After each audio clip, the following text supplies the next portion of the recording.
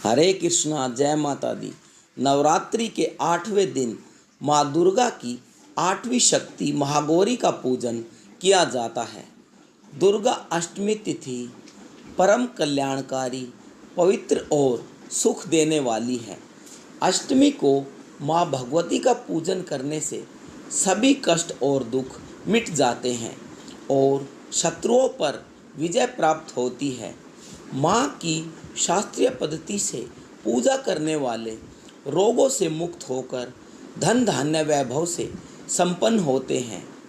देव, दानव, राक्षस, गंधर्व, नाग, यज्ञ, किन्नर, मनुष्य आदि सभी अष्टमी और नवमी को ही माता की पूजा करते हैं। कथाओं के अनुसार इसी तिथि को माता ने चंड और मुंड राक्षसों का संहार किया था। महाअष्टमी के दिन माता महागौरी की पूजा की जाती है, इसीलिए इस दिन मिट्टी के 9 कलश भी रखे जाते हैं और देवी दुर्गा के 9 रूपों का ध्यान कर उनका आह्वान भी किया जाता है। अष्टमी के दिन कुलदेवी की पूजा के साथ ही माँ काली, दक्षिण काली, भद्रकाली और महाकाली की आराधना भी की जाती है। अष्टमी माता को नारियल का भोग लगाया जाता है। माता गौरी अन्नपूर्णा का रूप है। इस दिन माँ अन्नपूर्णा की पूजा भी की जाती है, इसलिए अष्टमी के दिन कन्या भोज और ब्राह्मणों को भोजन भी कराया जाता है। इस दिन सुबह महागौरी की पूजा के बाद घर पर 9 कन्याओं और एक बालक को आमंत्रित किया जाता है।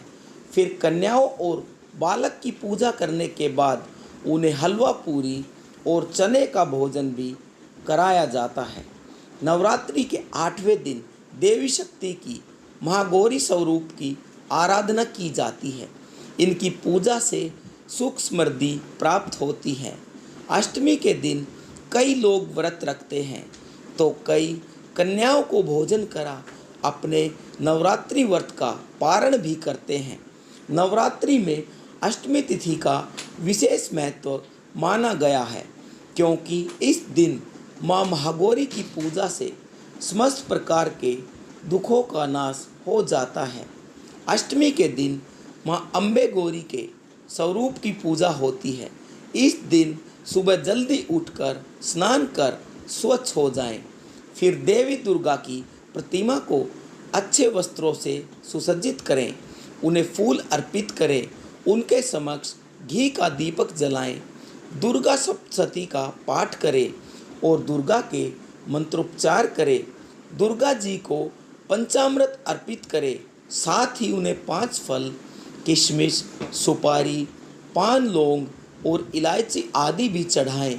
प्रसाद स्वरूप माँ को मिष्ठान भी अर्पित करें। इस दिन नारियल का भोग लगाना भी शुभ माना जाता है।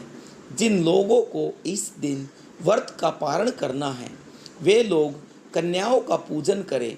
घर में 9 कन्याओं को पूरी और हलवे के प्रसाद का भोग लगाएं और फिर उनके पैर छूकर उनसे आशीर्वाद लें। दुर्गा अष्टमी व्रत कथा के अनुसार देवी सती ने पार्वती रूप में भगवान शिव को पति रूप में प्राप्त करने के लिए कठोर तपस्या की थी। एक बार भगवान भोलेनाथ ने पार्वती जी को देखकर कुछ बोल दिया, जिससे देवी का मन आहत हो गया और पार्वती जी तपस्या में लीन हो गई। इस प्रकार वर्षों तक कठोर तपस्या करने के बाद जब पार्वती नहीं आई तो उनको खोजते हुए भगवान शिव उनके पास पहुँचे। वहाँ पहुंचकर माँ पार्वती को देखकर भगवान शिव आश्चर्यचकित रह गए। पार्वती जी का रंग अत्यंत ओजपूर्ण था। उनकी छटा चांदनी के समान श्वेत, कूंद के फूल के समान धवल दिखाई पड़ रही थी। उनके वस्त्र और आभूषण से प्रसन्न होकर भगवान शिव ने देवी उमा को गौर वर्ण का वरदान दिया। दूसरी कथा के अनुसार भगवान शिव को पति रूप में पाने के लिए देवी ने कठोर तपस्या की थी, जिससे उनका शरीर काला पड़ गया। देवी की तपस्या से प्रसन्न होकर भगवान उन्हें स्वीकार कर लेते हैं और शिव जी उनके शरीर को गंगा जल से धोते हैं। तब देवी अत्यंत गौर वर्ण की हो जाती है और तभी से इनका नाम गौरी पड़ा था। महागौरी रूप में देवी करुणा में, स्नेह में शांत और मृदंग दिखती हैं। देवी के इस रूप की प्रार्थना करने हेतु देव और ऋषिगण कहते हैं। एक कथा यह भी प्रचलित है कि एक सिंह काफ़ी भूखा था। जब वो भोजन की तलाश में पहुंचा जहां देवी उमा तपस्या कर रही थी, देवी को देखकर सिंह की भूख और बढ़ गई, परंतु वह देवी की तपस्या से उठने का इंतज़ार करते हुए वहीं पर बैठ गया। इस इंतज़ार में वह काफ़ी कमज़ोर हो गया। देवी जब तपस्या से उठी तो सिंह की दशा देखकर उन्हें उस पर दया आ गई और माँ ने उसे अपनी सवारी बना लिया, क्योंकि इस प्रकार से उसने भी तपस्या की थी। इसलिए देवी गौरी का वाहन बैल भी है और सिंह भी है। इस दिन सुबह महागौरी की पूजा के बाद घर पर 9 कन्याओं और एक बालक को आमंत्रित किया जाता है।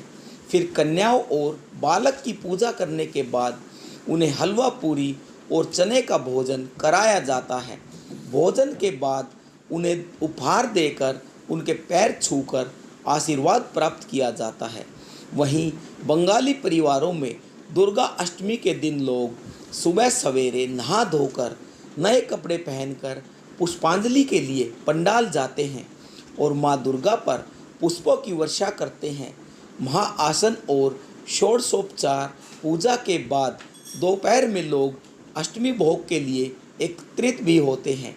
पूजा पंडालों में इस दिन अस्त्र पूजा और संधि पूजा भी की जाती है। शाम के समय महाआरती होती है और कई रंगारंग कार्यक्रमों का आयोजन भी किया जाता है। तो प्रेम से बोलिए जय माता दी।